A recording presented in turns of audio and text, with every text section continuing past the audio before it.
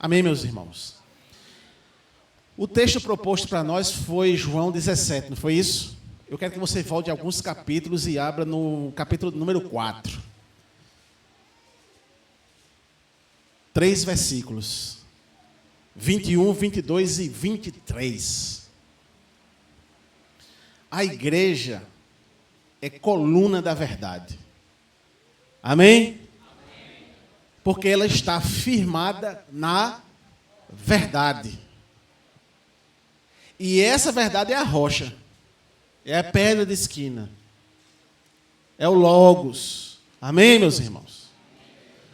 O verso 21 diz assim: disse-lhe Jesus, mulher, crê-me que a hora vem em que nem neste monte, nem em Jerusalém adorareis o Pai.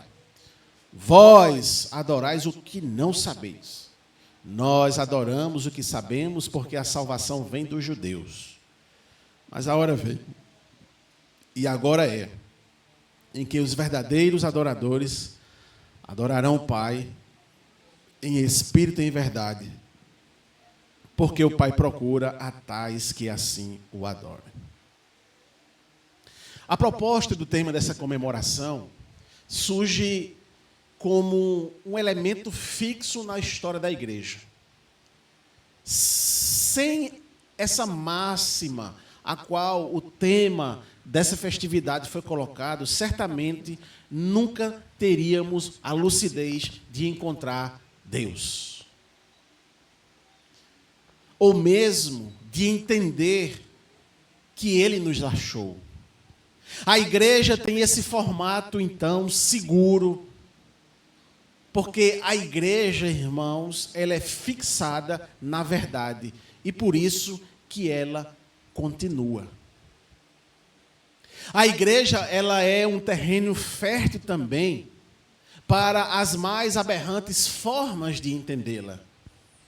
É na igreja, ou melhor, na constituição humana da igreja, que ao longo da história se levantou teorias fantasiosas e também demoníacas, com um objetivo único, seja ele implícito ou explícito, de acabar com a verdade.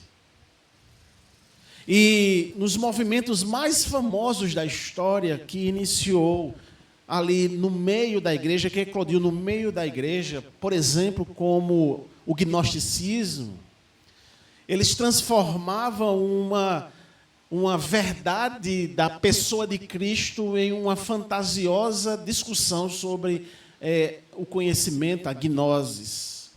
E os gnósticos, então, ele foi uma seita difundida no meio da igreja, onde eles diziam que tinham conhecimento, eram possuidores de conhecimentos secretos. Segundo eles, esses conhecimentos tornavam eles, aquelas pessoas superiores aos cristãos comuns. O movimento ele surge a partir das filosofias pagãs anteriores ao cristianismo, que floresceram, olha só, lá na Babilônia, lá no Egito, lá na Síria, lá na Grécia. Ou seja, ao combinar a filosofia pagã com alguns elementos da astrologia e mistério das religiões gregas com as doutrinas apostólicas do cristianismo, o gnosticismo tornou-se uma fonte e também uma influência no seio da igreja. A premissa básica do gnosticismo foi uma cosmovisão dualística. O Supremo Deus Pai emana do mundo espiritual bom. A partir dele surgem sucessivos seres finitos, os deões, até que um deles, a Sofia, deu à luz ao demiurgo, Deus Criador. Ou seja, no gnosticismo eles vão dizer assim: existe o Deus Supremo e Jesus Cristo é um Deus demiurgo, um Deus pequeno, um Deus menor. E isso fere de frente a Trindade. Na Bíblia, nós não encontramos Cristo como sendo um ser menor, um demiurgo ou um Deus menor. Na Bíblia nós encontramos Cristo próprio, Deus encarnado, o Verbo que se fez carne, habitou entre nós. Amém, meus irmãos? Para os gnósticos, então, Cristo, embora parecesse ser homem, nunca assumiu um corpo. E ele não foi sujeito às fraquezas humanas. E aí incide mais uma vez numa verdade bíblica, ou seja, eles confrontam uma verdade bíblica, porque Cristo foi plenamente homem também. Nós não conseguimos teologicamente explicar como se dá a unipersonalidade de Cristo, mas o fato é que esse Deus, criador de todas as coisas, se fez homem. A Bíblia nos ensina isso. Então veja, irmãos, que a mentira, ela sempre prevaleceu desde a queda do homem. Quando Deus chegou para Adão e perguntou por Eva e por que eles caíram, ele disse, foi a mulher que tu me destes. Ele deixou de assumir a responsabilidade. Para tanto, irmãos, a partir do pecado, a mentira, Satanás e aqueles que seguem a mentira o tempo todo tentam destruir o quê? A verdade. E a verdade, ela é única. Talvez eu não tenha tanta profundidade para persuadir uma pessoa sobre a verdade do cristianismo. Mas uma coisa eu posso contar e é certa e poderosa. Mesmo em meio a uma catedra, uma universidade de doutores, e eu dizer que Jesus é o único caminho, a única verdade e a única vida, isso é uma verdade irrefutável. Eles podem até refutar na hora e ter milhares e milhares de teorias e tentar me convencer de que isso é uma mentira, que isso é algo reacionário, que isso é algo de religiosidade, que isso é algo de fanático. Mas na eternidade, aquele a qual eu falei que é a única verdade, que é o único caminho e que é a única vida, vai dizer para esses, eu mandei meu servo lá, e vocês não deram ouvidos. Pode ir para o inferno. E o que é que nós vamos escutar? Mesmo sem profundidade de conhecimento, vinde, benditos de meu Pai. Essa é a diferença. Essa é a diferença cabal.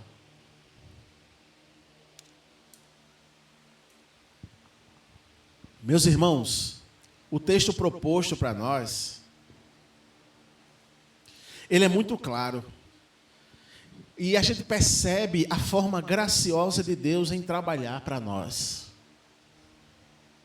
proporcionando a cada um de nós a beleza da oportunidade de estar presente da divindade, de forma que, mesmo seres como nós, finitos, mesmo falhos, mesmo com nossas atitudes ofensivas a Deus, Ele nos aceita em Cristo.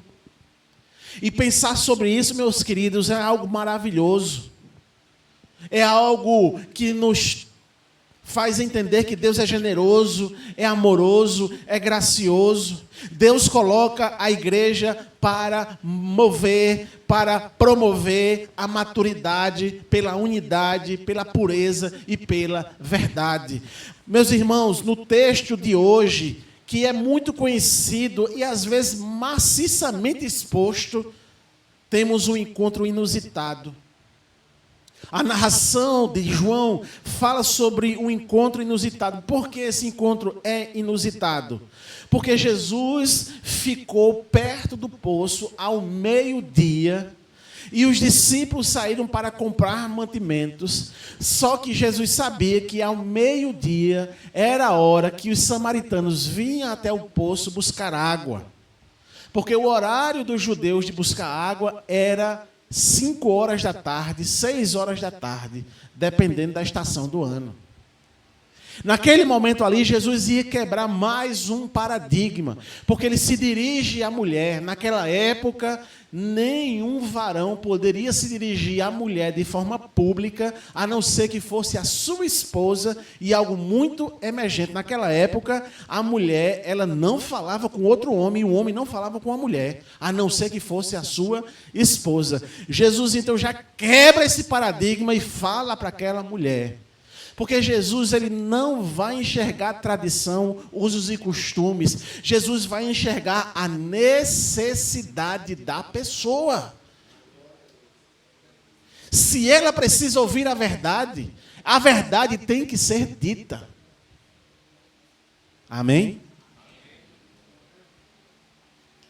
E é justamente o que logo a gente percebe no versículo 21. Mulher, crê-me que a hora vem em que nem no monte, nem em Jerusalém adorareis o Pai. E então Jesus responde algo que era a dúvida de muitos naquela época. Havia uma confusão desde a separação dos reinos de Israel, que ficou no norte, e de Judá, que ficou no sul.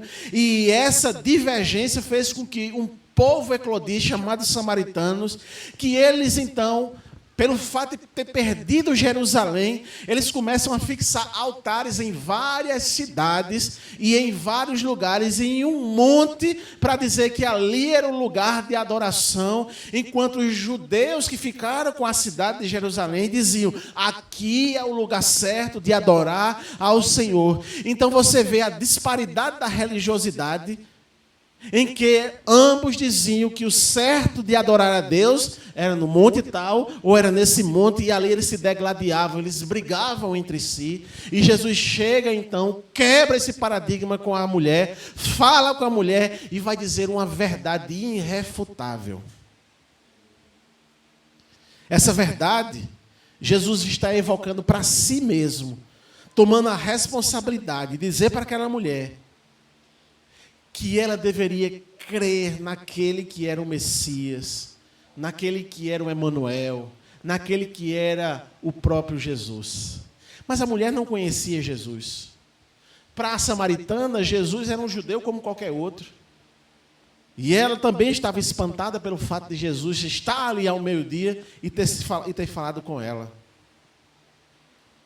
Ainda, nessa fala de Jesus, ele diz outra realidade que estava impregnado nos religiosos da época.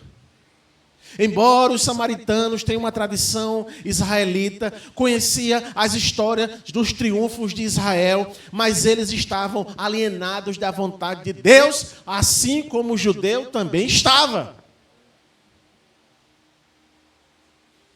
O verso 22 diz: vós adorais o que não sabeis. Nós adoramos o que sabemos, porque a salvação vem dos judeus. Ele evoca para si mesmo Jesus, dizendo que ele é a verdade, que a adoração vinha dos judeus porque ele vinha da descendência judaica. Ele não estava estabelecendo o judaísmo como uma religião verdadeira. Ele não estava estabelecendo os samaritanos como um povo verdadeiro. O que ele estava estabelecendo era uma verdade que desde os primórdios havia sido profetizada pelos profetas. Desde os primórdios, homens de Deus tinham sido levantados para dizer a verdade de que o Emanuel, a estrela da manhã, o leão da tribo de Judá, era o Messias verdadeiro, e esse Messias estava diante daquela mulher, dizendo a verdade. E para saber a adoração correta, ele lança uma revelação sobre, na verdade, uma relação sempre constante ali com eles, que tinha passado desapercebido. O Messias, o Cristo, o Emanuel, estava ali, e nem mesmo os judeus perceberam isso. O Messias, o Cristo, o Emanuel, que estava ali, significa que a promessa de Deus, baseado em sua aliança, tinha se manifestado. Verso 23, a primeira parte. Mas a hora vem. Ou seja, o plano eficaz, poderoso de Deus estava em curso. Jesus seria entregue para o sacrifício, onde tudo iria ser consumado. Aquilo que é necessário acontecer para que todos os da fé possam expressar a verdadeira adoração, a adoração aceita por Deus, Ele mesmo fez em Cristo na sua cruz. Ou seja, irmãos, enquanto os samaritanos, eles tinham a lei, porque eles tinham a tradição israelita, enquanto os judeus tinham Jerusalém, que era o centro da adoração por causa do templo, Jesus aparece para eles para que toda a adoração pudesse, então, começar de fato e de direito, porque nem samaritano e nem judeu, eles cumpriam a lei conforme a exigência de Deus.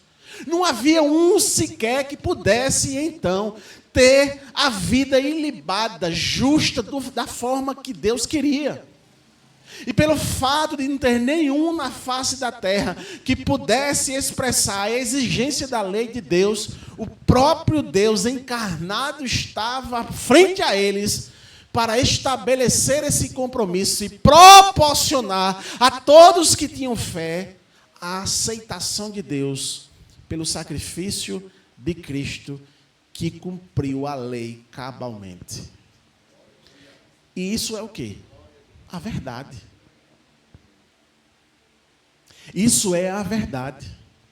Isso é o plano eficaz e poderoso de Deus. Jesus seria entregue para o sacrifício e tudo seria consumado.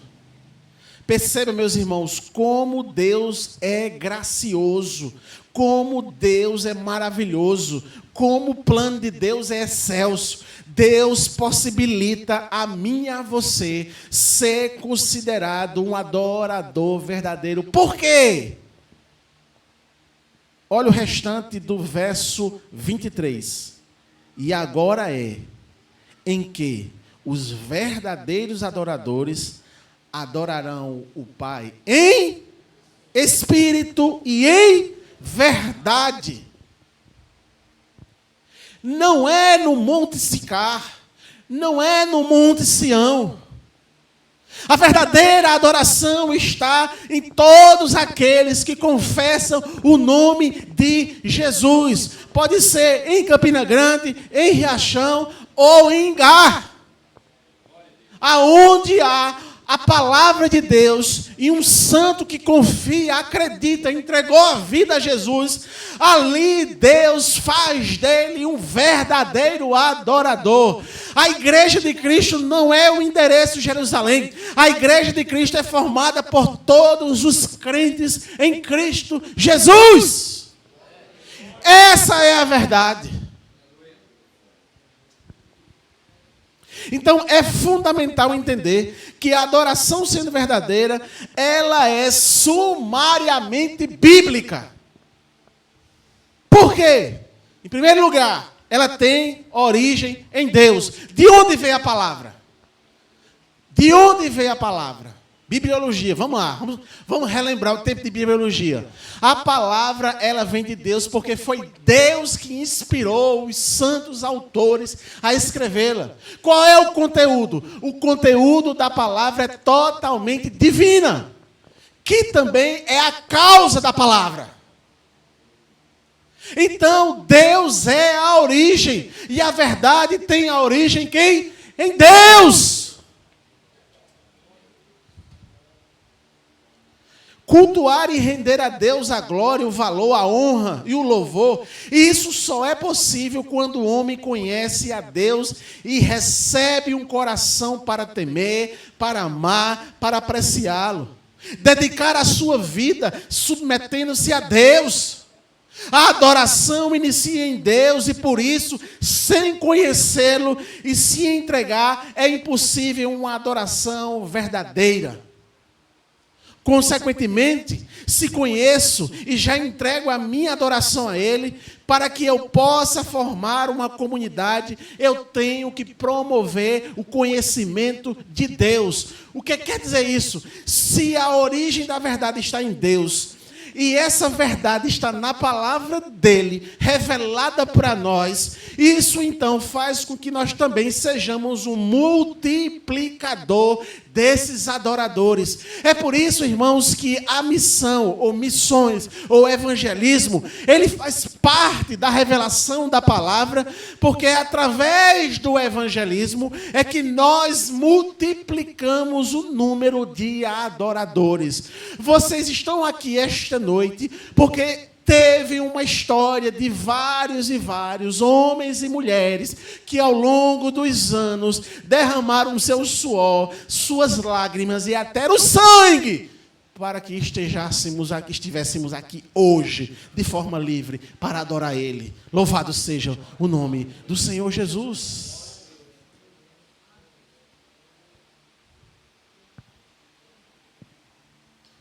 Então não existe outra fonte que não seja pelas Sagradas Escrituras. Olhe que privilégio, meu amado. Olhe que privilégio, minha querida. Você conhece a Deus. E a sua adoração, a cada momento que você conhece mais a Deus, fica mais pura, mais profunda. E isso é justamente a resposta à verdade que você conheceu. Mas em segundo lugar, a adoração sim é em verdade. Se a adoração é derivada do conhecimento de Deus, então ele deve estar cravado, enraizado, anelado às Escrituras. A fé no coração, a fé como centro do culto. Os adoradores, então, só devem estar sobre a orientação da revelação de Deus, que é a sua palavra inspirada. E isso reafirma a nossa responsabilidade de levar a mais pessoas essa verdade. Olha o que diz o texto de Romanos, capítulo 10, versículo 13 e 15. Pois todo aquele que invocar o nome do Senhor será salvo. Amém? Mas como poderão invocá-lo se não crerem nele? E como crerão nele se jamais tiverem ouvido a seu respeito? E como ouvirão a seu respeito se ninguém lhes falar? E como alguém falará se não for enviado? Por isso as Escrituras dizem, como são belos os pés dos mensageiros que trazem as boas novas. A adoração é baseada na verdade, aleluia. E quem é a verdade? Jesus disse, eu sou a verdade.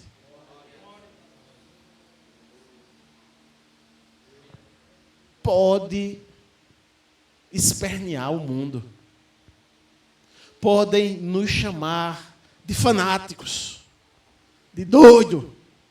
Até porque me chamando de doido é um elogio, que Paulo foi considerado louco. Mas isso é uma verdade irrefutável.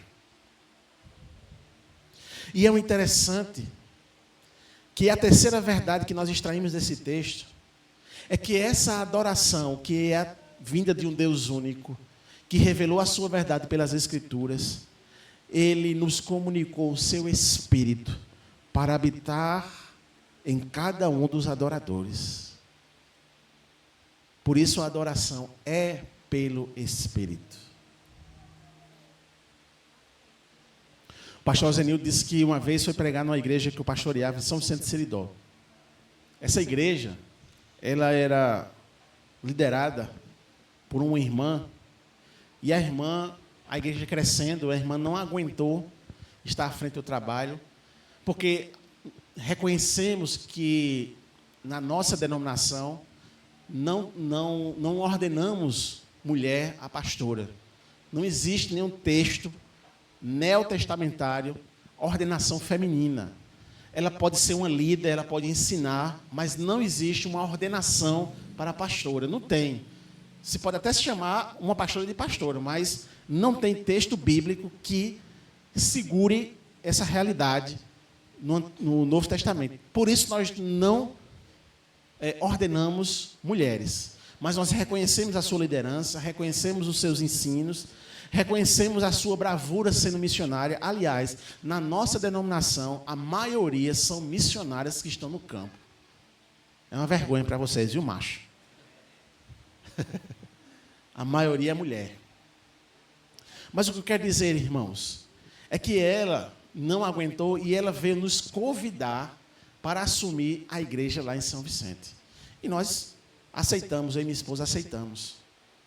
Passamos 7 anos lá. Mas quando ela chegou lá, a gente viu uma característica, o desafio aqui vai ser grande. Romualdo, tinha pregador que pegava o microfone e ele só gritava, dizendo que a vitória era tua, e tal. E aí era aquele rebuliço, os irmãos tudo eufóricos, né? E eu disse, meu Deus, dá a tua graça, não é? E fomos lá. A primeira coisa que eu fiz foi expor as cartas de João.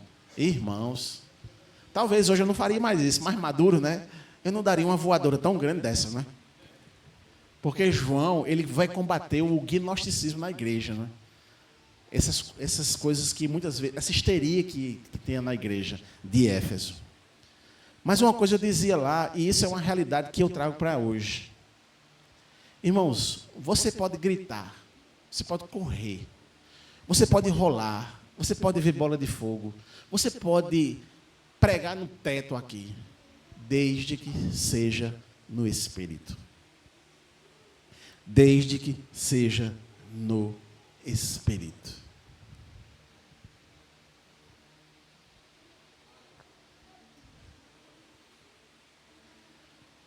Deu 6 meses, deu 1 ano, não saiu ninguém da igreja.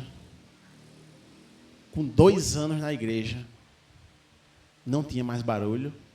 Na hora da palavra, era todo mundo prestando atenção. Mas uma pessoa de outra igreja disse, esse pastor Jânio chegou aí e tirou o Espírito Santo da igreja. Pense no poder que eu tinha.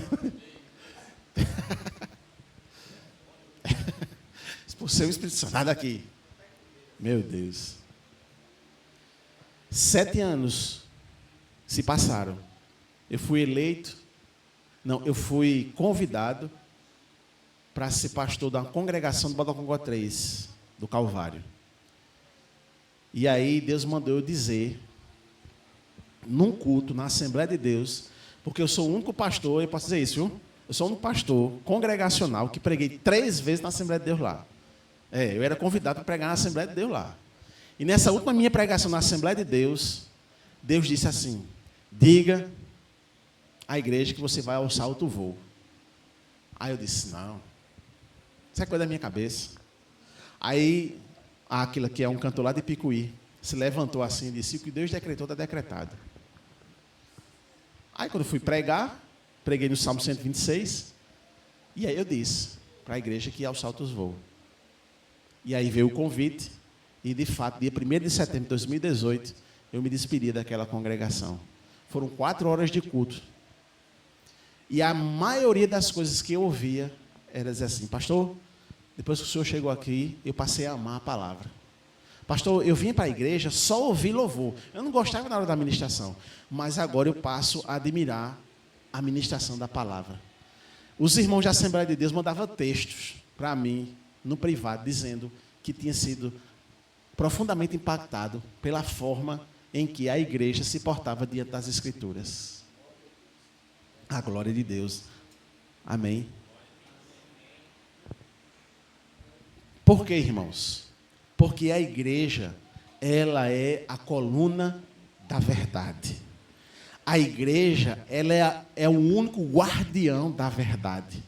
E se a verdade ela não for exposta, essa igreja ela passa a ser um movimento, ela passa a ser um lugar de ajuntamento de religiosos, mas que não tem aquilo que é essencial para o progresso e para a firmeza dos nossos corações, que é a palavra.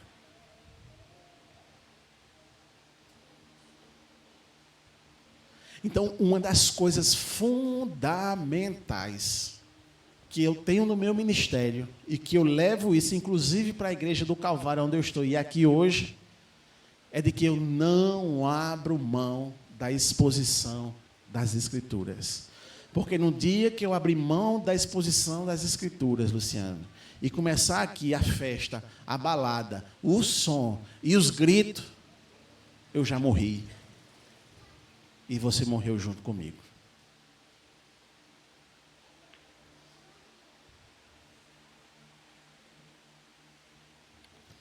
É através da verdade que eu entendo que eu devo ter uma vida de santidade. É através da verdade que eu entendo, irmãos, de que Cristo pagou todo o meu pecado. É através da verdade que eu entendo, meus irmãos, de que Deus planejou e decretou na eternidade um plano perfeito e que a igreja, eu e você, estava incluído neste plano.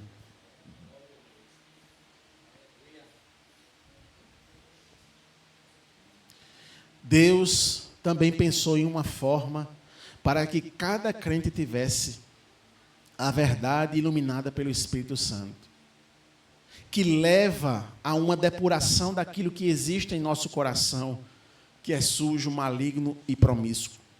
A santidade muda o coração do adorador. E o texto de João 17:17, que é o nosso tema, diz o quê? Consagra-os na verdade, que é a tua palavra. Então, um meio de promover a verdade na igreja é expondo essa verdade. Porque é ela que consagra você a Ele. É ela que te faz santo. É ela que traz temor, amor, culto e louvor à sua vida. É só através da verdade que nós temos o nosso coração purificado.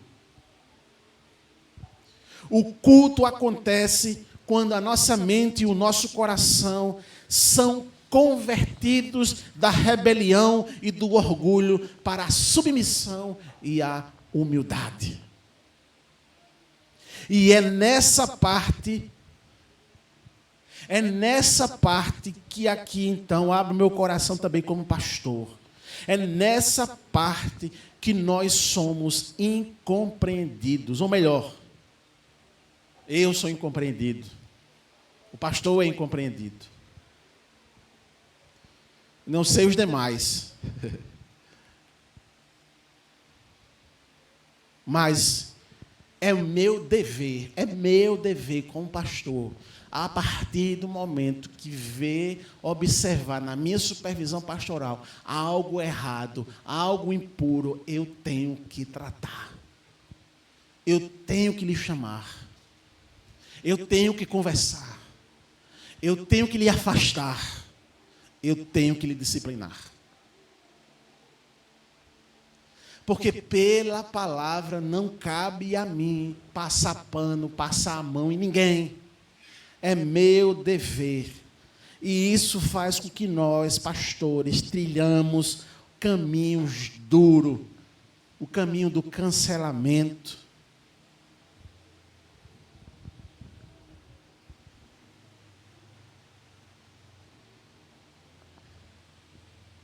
E eu digo isso, irmãos, não é para que você fique com pena de mim, não. Embora eu necessite da oração de vocês, viu? Quando vocês forem orar, lembre de mim, diga só meu nome, Pastor Júnior, abençoa aquele rapaz, bichinho. É isso mesmo. Lembre assim mesmo de mim. Mas quantas vezes eu fui cancelado? Quantas vezes eu estava na roda de conversa sendo escarnecido? Mas eu estava dizendo a Romualdo o seguinte: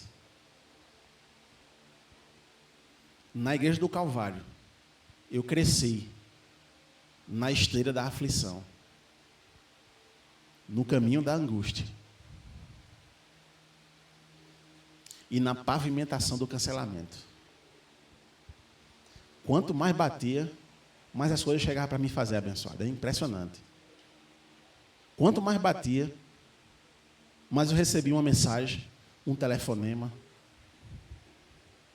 Quanto mais batia, mais as coisas apareciam para a gente fazer. Eu tive uma grata surpresa, o pastor Eude Fábio mandar uma mensagem para mim, estão precisando de você aqui. Fui lá, ano passado trabalhei na VINAC, na Consciência Cristã, fui coordenador da Consciência Cristã, juntamente com o pessoal lá. Fui chamado para ser conteudista da Consciência Cristã. Depois fui convidado para abrir o trabalho no México.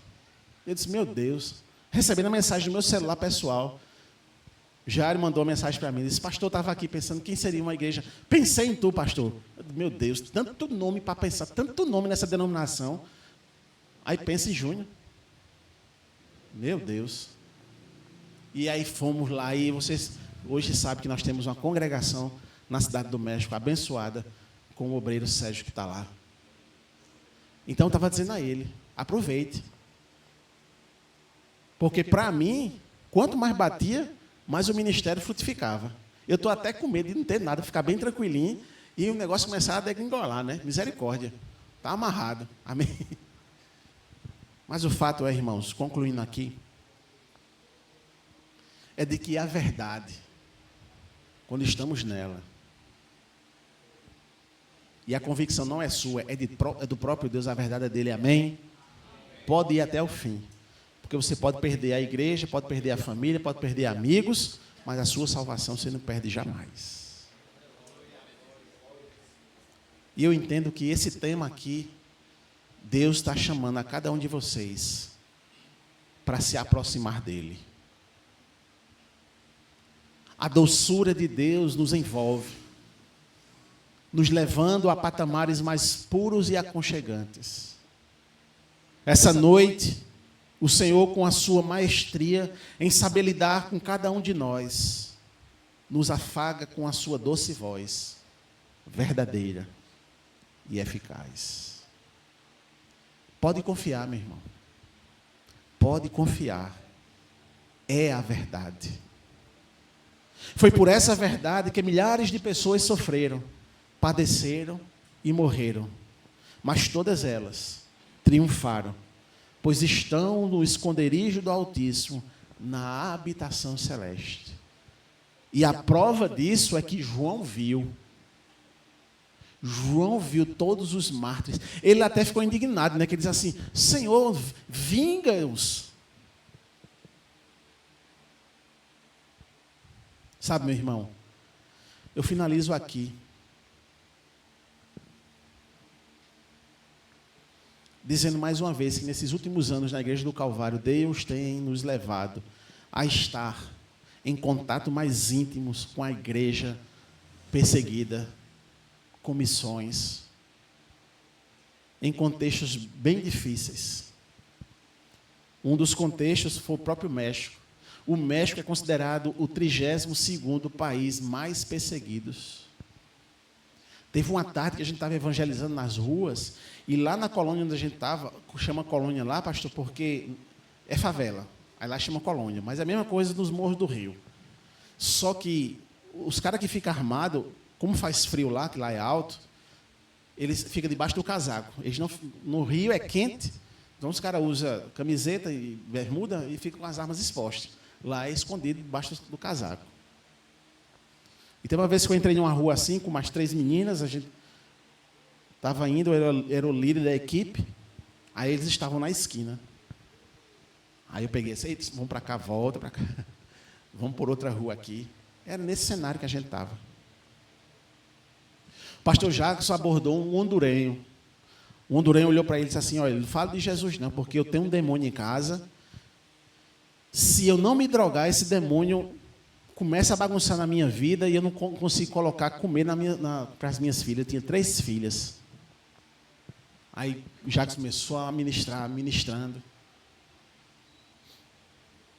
E essa mulher com esses 3 filhos começaram a congregar na igreja. Tinha uma mulher que estava visitando, ela é envolvida com lá, inclusive ontem foi comemorado o dia da Santa Morte, e uma mulher chamou o grupo para ir lá na casa dela. Aí um grupo foi primeiro, chegou lá, entrou, aí a mulher disse, rapaz, tem um espírito subindo e descendo aqui na parede. Aí os missionários, O jovem estava lá. Pastor, a mulher está dizendo que tem um espírito subindo e descendo aqui. Disse, pronto, vamos aí agora. A gente desceu, só que quando a gente desceu, a gente estava com uma turma grande, a gente começou a louvar o Senhor. E descemos as ruas, louvando, cantando. Quando a gente chegou lá, não tinha demônio nenhum. Foi embora. Porque aonde o Senhor habita, onde o Senhor está, não tem espaço para o demônio. Meus amados irmãos, a verdade é o Evangelho. Pode confiar, amém? E nessa verdade você precisa meditar de dia e de noite. E continuar a progredir nesse Evangelho, que é a nossa única salvação. Fique de pé, vamos orar.